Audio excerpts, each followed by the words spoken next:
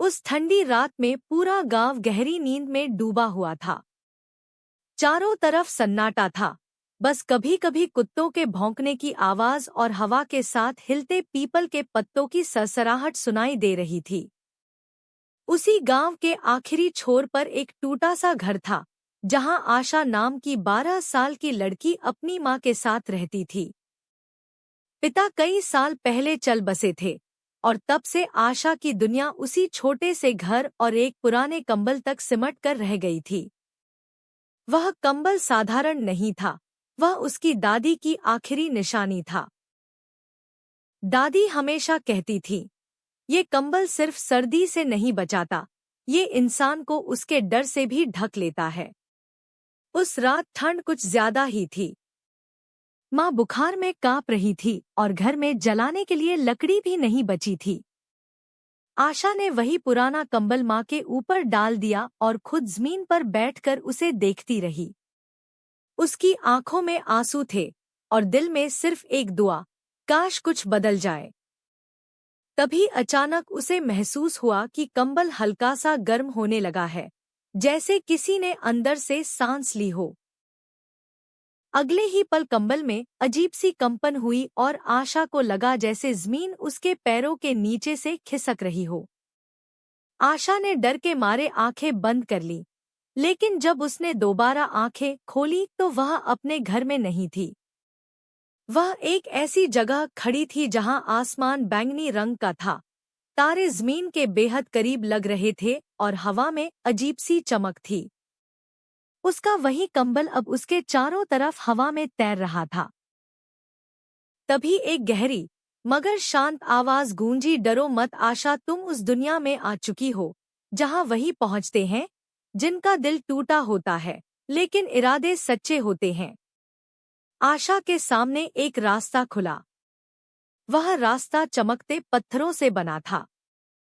चलते चलते उसे एहसास हुआ कि हर पत्थर के नीचे किसी न किसी की कहानी छुपी है, किसी की भूख, किसी का डर, किसी की उम्मीद। आगे बढ़ते हुए उसकी मुलाकात एक बूढ़े आदमी से हुई, जिसकी आंखें बुझी हुई थी। उसने बताया कि वह कभी बहुत अमीर था, लेकिन लालच ने उससे सब छीन लिया। उसने आशा से कहा, अगर तुम्हारे पास कुछ भी कम है तो समझो भगवान ने तुम्हें इंसान बनाए रखा है। थोड़ी दूर आगे एक बच्चा मिला जो लगातार हंस रहा था, जबकि उसके पास कुछ भी नहीं था। आशा ने उससे पूछा तो उसने जवाब दिया, मेरे पास खोने को कुछ नहीं, इसलिए डरने को भी कुछ नहीं। ये बातें आशा के दिल में उतरती चली गईं। उसे समझ आने लगा कि ये दुनिया असल में किसी जादू से ज्यादा सीख की दुनिया है। जैसे जैसे समय बीतता गया, कंबल उसे अलग अलग जगह ले जाता रहा। कभी ऐसे जंगल में जहां पेड़ फुसफुसाकर बीते गुनाहों की बातें करते थे, कभी ऐसी नदी के किनारे जहां पानी में चेहरा देखने पर इंसान को अपना सच दिखाई देता था। हर जगह आशा को खुद का एक नया रूप दिख रहा था, डरपोक नहीं बल्कि मजबूत। लेकिन तभी आसमान काला पड़ने लगा। एक परछाई उभरी, जो उन लोगों से बनी थी जिन्होंने जिंदगी में उम्मीद छोड़ दी थी। वह परछाई कंबल को छीनना चाहती थी, क्योंकि कंबल उम्मीद से बना था और अंधेरे को वही सबसे ज्यादा जलाता है। आशा डर गई, लेकिन उसने कंबल को कसकर पकड़ लिया और जोर से कहा, अगर ये कंबल उम्मीद है तो मैं इसे छोड़ूंगी नहीं, क्योंकि उम्मीद के बिना मैं कुछ भी नहीं हूं। उस पल कंबल तेज रोशनी में बदल गया। परछाई चीखती हुई बिखर गई और आसमान फिर से साफ हो गया।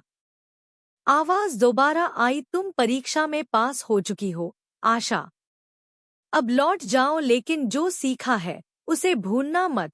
अगले ही पल आशा अपनी झोपड़ी में थी। सुबह हो चुकी थी। माँ का बुखार उतर चुका था। कंबल फिर से वैसा ही पुराना दिख रहा था, लेकिन आशा जानती थी, अब वह पहले जैसी नहीं रही। उसने काम करना शुरू किया, लोगों की मदद की, और जब भी किसी को ठंड, भूख या डर लगता, वह अपना कंबल दे देती। कहते हैं, आज भी उस गांव में अगर कोई सच्चे दिल से दुआ करे तो रात में एक पुराना कंबल हल्की सी चमक के साथ दिखाई देता है और लोग कहते हैं, वो कंबल नहीं, आशा खुद है।